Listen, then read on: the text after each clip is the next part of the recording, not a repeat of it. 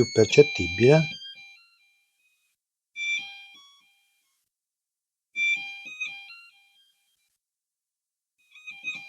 Ok, funziona.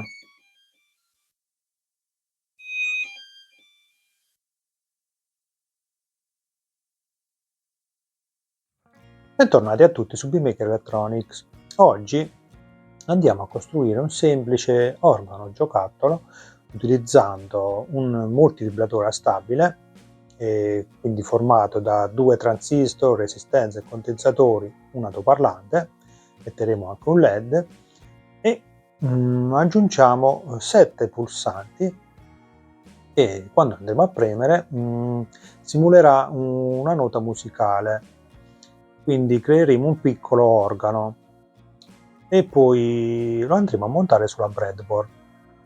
Ok, seguitemi nel video e andiamo a vedere come fare. Metto a schermo il circuito del multivibratore a stabile, che è il cuore di tutto il progetto. Allora, come è formato e come funziona? Come potete vedere, troviamo due transistor NPN, io ho messo dei BC549, poi andrò a vedere se effettivamente ce li ho, o male che va metteremo degli equivalenti. Vediamo 4 resistenze, 2 condensatori, un LED e un altoparlante. Come funziona questo circuito? In modo semplice, dando alimentazione, uno dei due transistor si chiude per primo, l'altro quindi si scarica attraverso il condensatore, l'altro si carica e si riscarica tramite il condensatore. Quindi sul collettore, io ho messo sul collettore del secondo transistor, ho messo il LED e il altoparlante, troveremo un'onda quadra, quindi un'accensione e uno spegnimento a tot frequenza data dalle resistenze e dal condensatore. Adesso andiamo sulla breadboard e andiamo a cercare di realizzare questo semplice circuito e vediamo come fare.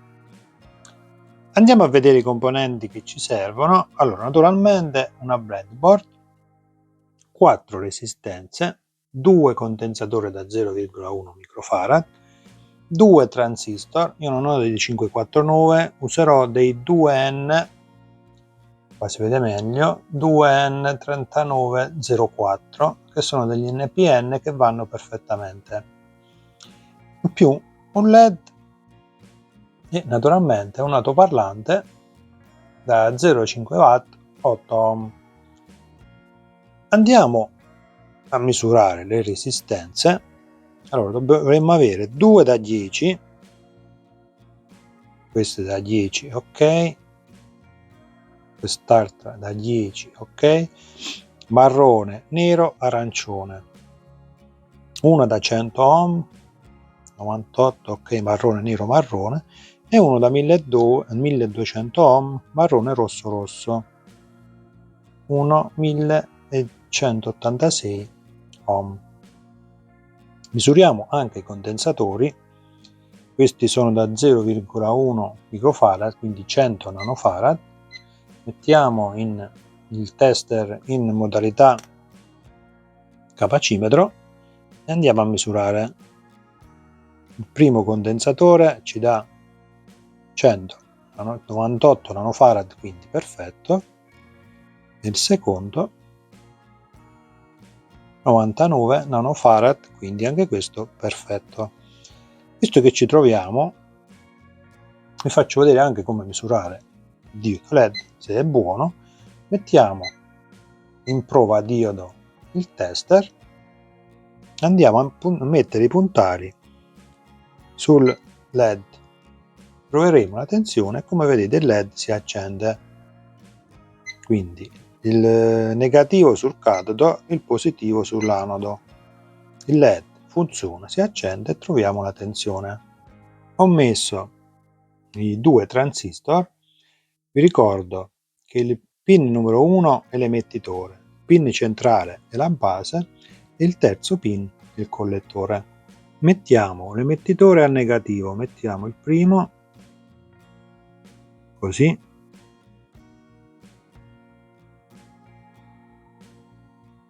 e anche il secondo transistor, il pin numero 1 al negativo. inseriamo anche i condensatori. Io lo andrò a mettere così sul collettore, un pin sul collettore, un pin lo porteremo la base qui, questo pin sulla base qui, questo condensatore sulla base del primo transistor, quest'altro condensatore sulla base dell'altro transistor.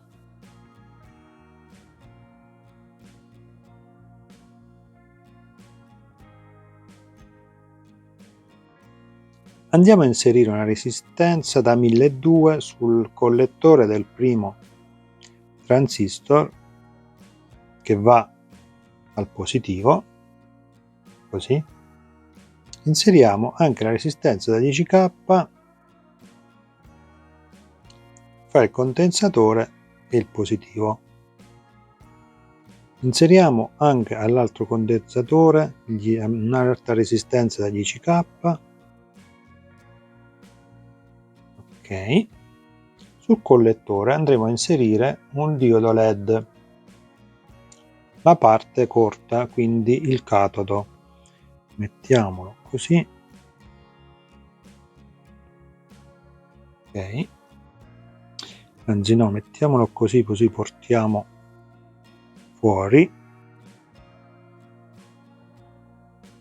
E all'anodo inseriamo una resistenza da 100 ohm. Mettiamolo così. E adesso non ci rimane altro che inserire l'altoparlante da 8 ohm. Inseriamo l'altoparlante positivo sull'alimentazione positiva e il negativo dell'altoparlante sulla resistenza da 100 ohm. Uniamo la parte negativa di sopra della breadboard con la parte negativa di sotto, la parte positiva con la parte positiva, così abbiamo l'alimentazione sia sopra che sotto. Ho collegato l'alimentazione, proviamo ad alimentare il circuito. Allora troviamo il LED acceso ma nessun suono.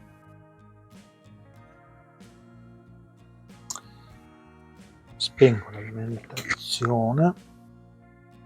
Secondo me questi condensatori sono condensatori da recupero, hanno i piedini talmente corti e secondo me non toccano bene sulla breadboard. Li vado a cambiare. Ne ho trovati altri due e andiamo a mettere così. Sopra c'è punto 1 che corrisponde a 100 nanofarad, quindi a 0,1 microfarad. Vediamo così. Proviamo a dare alimentazione. Sì. Vediamo il LED acceso, ma secondo me lampeggia, e troviamo un tono. Adesso con l'oscilloscopio andiamo a vedere che frequenza leggiamo. Vado a collegare la sonda, collego il negativo al negativo, la sonda la andrò a collegare al collettore, quindi all'anodo, no, al catodo del diodo LED. Andiamo a vedere che si vede sull'oscilloscopio. Sì, troviamo una onda quadra non perfetta con una frequenza di 776 Hz. Come potete vedere, andiamo a fare dei calcoli e vediamo se effettivamente è così. Allora, la frequenza si calcola 1 fratto 1,4 per R per C. R ce l'abbiamo 10K e il condensatore da 0,1 microfarad.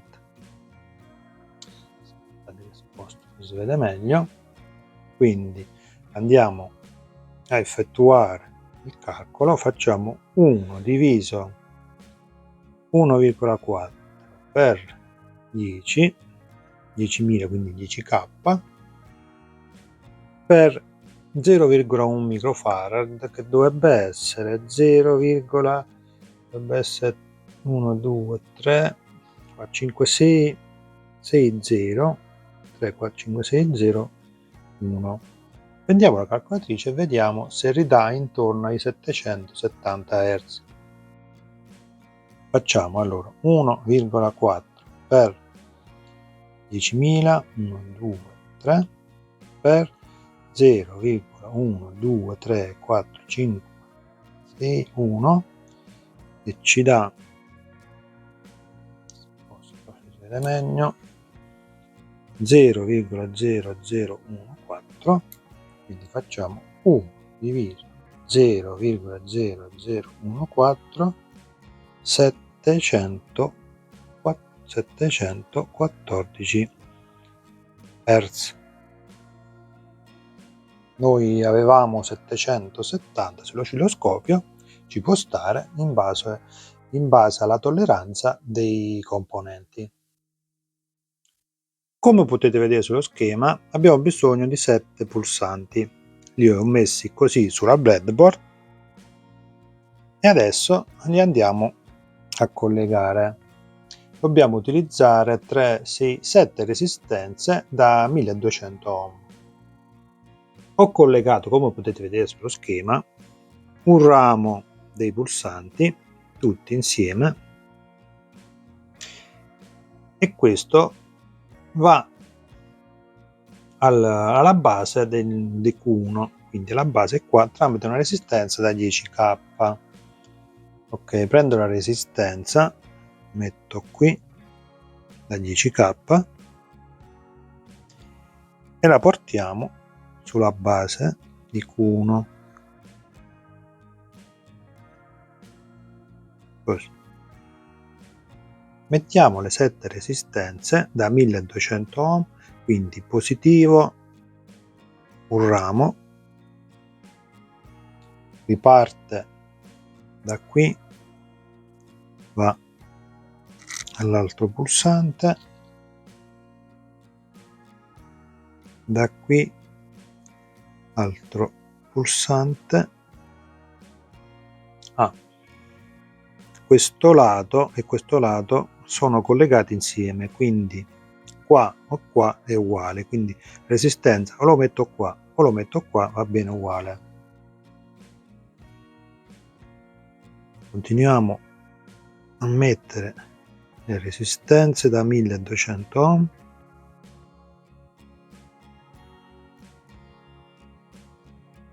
lo faccio vedere passo passo, così se volete realizzarlo non vi potete sbagliare.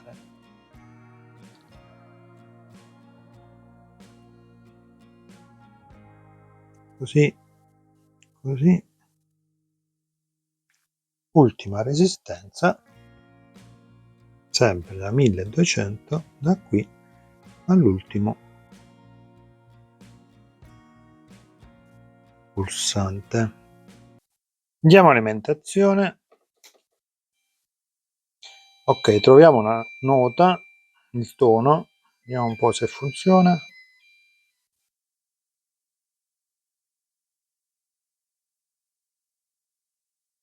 Si cambia, però non mi piace. Proviamo a abbassare. Aspettate. Proviamo a abbassare questa resistenza da 10k. Vediamo un po', mettiamo ciò. C'ho questo da 220. Vediamo un po' se cambia il tono. Sì, più percettibile.